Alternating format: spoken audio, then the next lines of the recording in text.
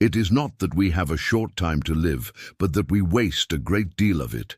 These are the words of Seneca, and they are more true today than ever before. We live in an age of unprecedented distraction, where our attention is the currency and we are handing it out freely to the highest bidder.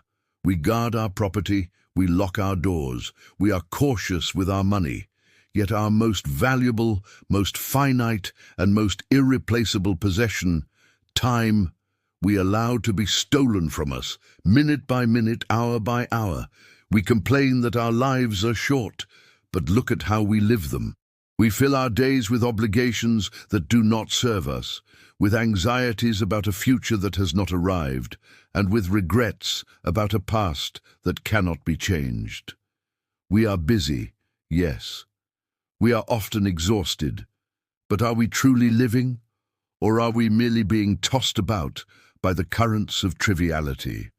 The Stoic philosopher Lucius Annaeus Seneca wrote a powerful essay nearly 2,000 years ago titled On the Shortness of Life. It is not a lament, but a call to arms. It is an indictment of the unexamined life, a manual for reclaiming the moments that are slipping through our fingers. He argues that nature has given us more than enough time to achieve the greatest of things, if only we would invest it wisely. The problem is not the quantity of our time, but the quality of our attention. We are not given a short life, we make it short. Before we can begin to invest our time, we must first understand who is stealing it. Seneca identifies three primary thieves. The first is the past. We let it burden us with regret and nostalgia, replaying old sorrows and lost opportunities, effectively allowing what is dead to consume what is living. The second thief is the future. We sacrifice the present moment on the altar of a future that may never come. We live in a state of perpetual preparation, always getting ready to live, but never actually living. And the third, and perhaps most insidious thief, is other people, not through malice, but through our own inability to say no. We give away our time to social obligations, to meaningless meetings, to tasks that serve the priorities of others while neglecting our own. We become extras in the drama of other people's lives, forgetting that we are meant to be the lead in our own. Today, we will explore three of Seneca's most powerful principles to banish these thieves and to finally take ownership of our lives. Our first principle addresses the silent drain of the unexamined day. Consider this scenario. You set aside an evening for a passion project, a book you've been meaning to write, a skill you want to develop. You sit down, ready to begin. But first, a quick check of your phone. An hour later, you emerge from a daze of endless scrolling, your energy gone, your ambition withered. The time you had allocated for your purpose was spent on nothing of consequence. This is the modern face of squandered life. To counter this, we must introduce the first Stoic rule. Conduct a time audit. Treat your time as a strict ledger, just as you would your finances. You cannot manage what you do not measure. We must become ruthless accountants of our minutes and hours to understand where our life is truly going. Seneca provides the anchoring authority for this practice. He wrote, "No person would give up even an inch of their estate, and the slightest dispute with a neighbor can mean hell to pay. Yet we easily let others encroach on our lives. Worse, we often pave the way for those who will take it over. No person hands out their money to passers-by, but to how many do each of us hand out our lives? We're tight-fisted with property and money, yet think too little of wasting time, the one thing about which we should all be the toughest misers. Here is your modern, actionable takeaway. For the next 7 days, keep a simple journal. At the end of each day, account for your hours. Be honest and be without judgment. 4 hours on streaming services, 2 hours on social media, 1 hour in a meeting that could have been an email. The goal is not to shame yourself. It is to bring awareness, to see in stark black and white the gap between the life you want to live and the life you are currently living. This ledger is your map. It shows you where the leaks are so you can begin to seal them. The second principle confronts our most common excuse. How often have you heard yourself say, "I'll do it when I have more time. I'll learn that language, start that business, travel to that country." Later, we defer our dreams to a mythical future point of calm and readiness, a serene island in the distant future where we will finally have the space to live. But this island does not exist. This is the great fallacy of later. This brings us to the second and most urgent Stoic rule. Live immediately. The past is a memory. The future is a concept.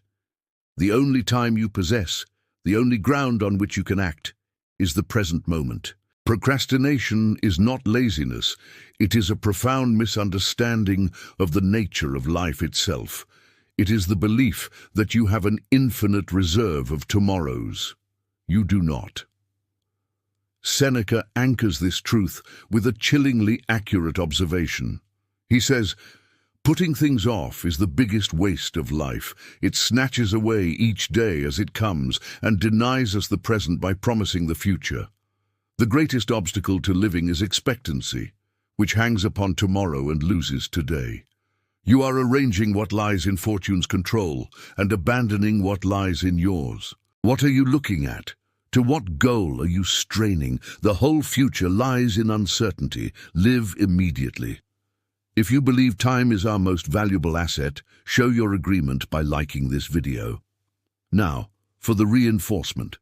The modern takeaway is to disarm procrastination through immediate, imperfect action. Choose one important thing you have been putting off. Do not plan to complete it, simply plan to begin it. Break it down into its smallest conceivable step. If you want to write a book, your task is not to write the book. It is to write one sentence. If you want to learn an instrument, your task is to watch one 5-minute tutorial. Dedicate just 15 minutes to this single tiny step today. Not when you feel motivated, not tomorrow, now. This act of beginning breaks the spell of expectancy and grounds you in the powerful reality of the present.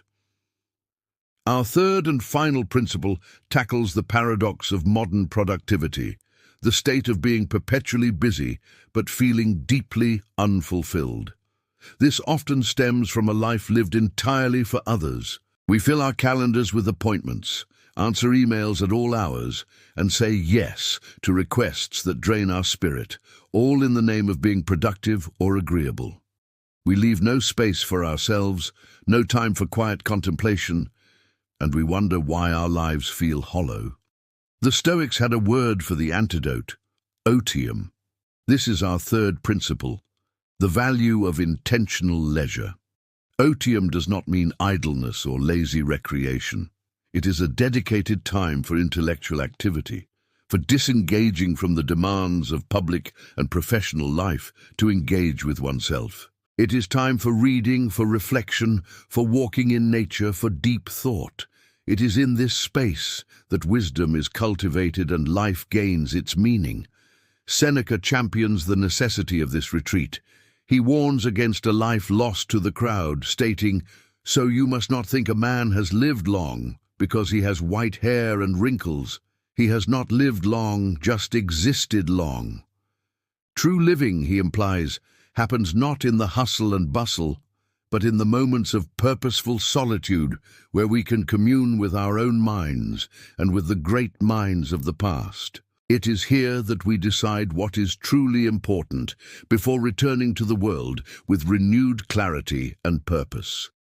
The modern takeaway is to actively schedule and fiercely protect your otium. This week, block out 1 hour in your calendar. Label it protected time or simply otium. This is a non-negotiable appointment with yourself.